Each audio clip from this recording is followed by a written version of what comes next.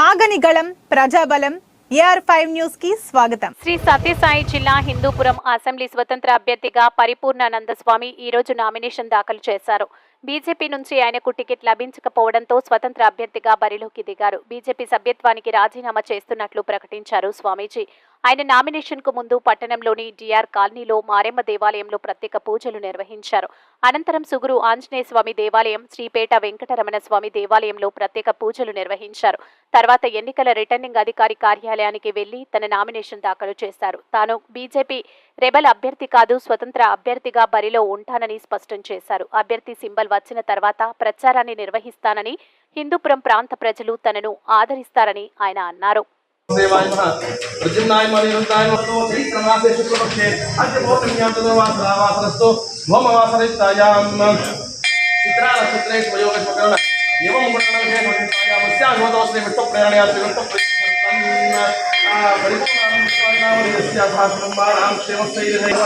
नारायणाय नमः, माधवाय नमः, गोविंदाय नमः, कृष्णाय नमः, सूदनाय नमः, विक्रमाय नमः, वामनाय नमः, सोदनाय नमः, संकर्षाय नमः, वासुदेवाय नमः, प्रद्युम्नाय नमः, अनिरुद्धाय नमः, पुरुषोत्तमाय नमः, अधोक्षजाय नमः, नारसिंहाय नमः,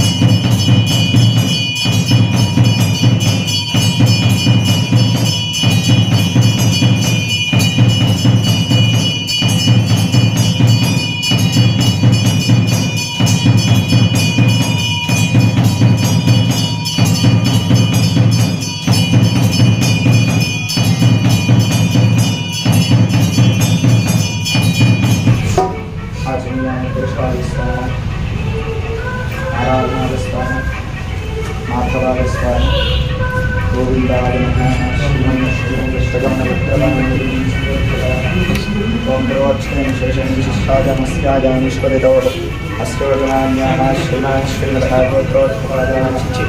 श्रीमदः सकलकार्य श्रीनिवास श्रीलक्ष्मी मम जन्मनि श्रीनिवास परिपूर्ण अनुग्रहं सिद्ध्यर्थं सकलकार्यं विजयजगदार्थं श्रीनिवास चरणार्थं पूजार्थं करिष्ये श्रीमन्नश्रीलक्ष्मी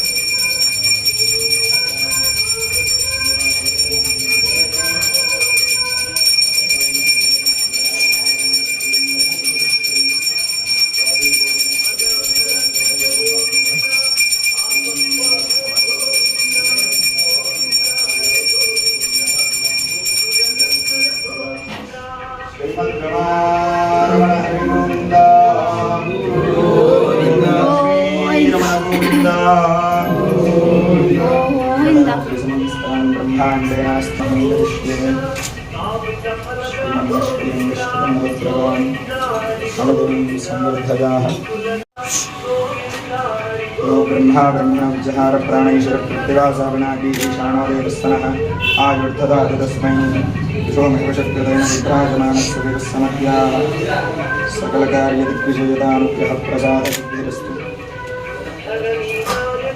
विजयलक्ष्मी श्रीनिवासपरिपूर्णानुग्रहदा सिद्धिरस्तु।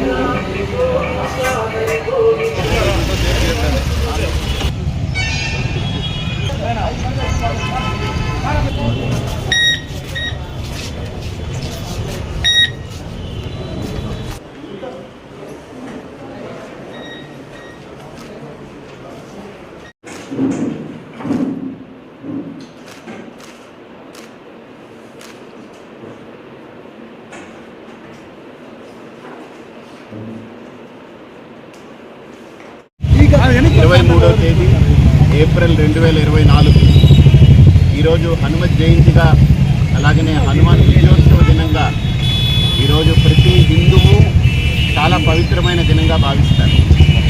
ఈ రోజున సుముహూర్తాన్ని చూసి ప్రజలందరి యొక్క సంకల్పం మేరకు, అంటే మొదట నేను వచ్చినప్పుడు ఇక్కడ ఏదో చేయాలనే సంకల్పంతో వచ్చాను.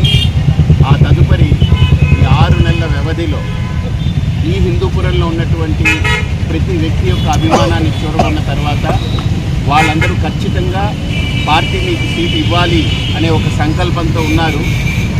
కానీ కారణాలు ఏదైనా పార్టీ పొత్తులో భాగంగా ఈ హిందూపురం సీటుని విస్మరించడం, అందులో ప్రత్యేకించి నేను పోటీలో ఉన్నానని 6 నెలలుగా ఇక్కడ కృషి చేస్తున్నప్పటికీ కారణాలు గుర్తు సాకుల వల్ల ఈ సీటు కేటాయించకపోవడంతో నాకన్నా ఎక్కువగా ఇక్కడ ఉన్న ప్రజలు భావించి, లేదు మీరు నిలబడాలి, మీరు మా కోసం వచ్చారు, మేము మిమ్మల్ని మోస్తాము, మీరు మాకు కావాలనేటువంటి వారి యొక్క ఒత్తిడి, వారి యొక్క ప్రతిపాదనకు నేను అంగీకరించాల్సిన పరిస్థితి వచ్చింది. కాబట్టి ఈరోజు స్వతంత్ర అభ్యర్థిగా నేను నామినేషన్ దాఖలు చేయడం జరిగింది.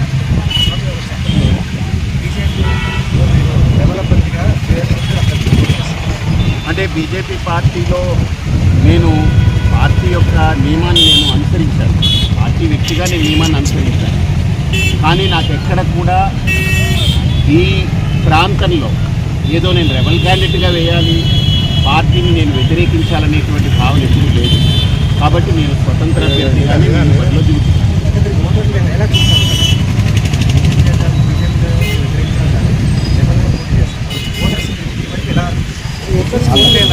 ఓటర్లు ఖచ్చితంగా నా యొక్క గుర్తుని నేను తీసుకెళ్తాను.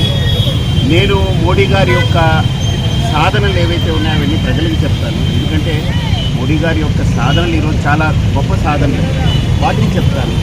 ఖచ్చితంగా నేను గెలిచాను అని అంటే అది ఒక రకంగా మోడీ గారి గెలిపే అవుతుంది. ఖచ్చితంగా నేను సప్తపది అని చెప్పాను కదా, అంటే 7 అంచెల్లో దీన్ని డెవలప్ చేయాలనేటువంటిది. దాంట్లో 3 విషయాలు చెప్పాను గతంలోనే. 1 గణేష్ సరోవరం అని, 2 కళాశాలల యొక్క అభివృద్ధి అని చెప్పి, విద్యాలయాలు అలాగనే హాస్పిటల్ తాలూకా పునరుద్ధరణ అని చెప్పాను. ఇంకా 4 అంశాలు ఉన్నాయి, అవన్నీ మీడియా ముందు నేను తీసుకొచ్చి ఈ 7 అంశాలని నేను మీడియా ముందు ప్రతిపాదన చేస్తాను. ప్రజల దగ్గరికి దాన్ని తీసుకెళ్తాను. ప్రచారం ఎప్పుడు చేయబోతున్నారు? ప్రచారం ఖచ్చితంగా గుర్తు అనేది రావులు, గుర్తు అనేది వస్తేనే గుర్తింపు ఉంటుంది. కాబట్టి ఆ గుర్తుకు అప్లై చేశాను. వాళ్ళు 29వ తేదీ కానీ లేదా 30వ తేదీ కానీ గుర్తు కేటాయిస్తారు. ఆ గుర్తుతో ప్రచారానికి వెళ్తారు. ఈలోపు అంతర్గతంగా నాకు కావాల్సినటువంటి నా మద్దతుదారులు ఎవరైతే ఉన్నారో వాళ్ళందరినీ కలుసుకోవడం, వాళ్ళందరితో మాట్లాడడం జరుగుతుంది. అందుకే భారతీయ జనతా పార్టీకి ఖచ్చితంగా నా వల్ల ఎటువంటి ఇబ్బంది కలగకూడదని నేను స్వచ్ఛందంగా రాజీనామా పత్రాన్ని కూడా నేను అందజేస్తున్నాను. కాబట్టి ఇది నేను అందజేయబోయేటువంటి రాజీనామా. బీజేపీ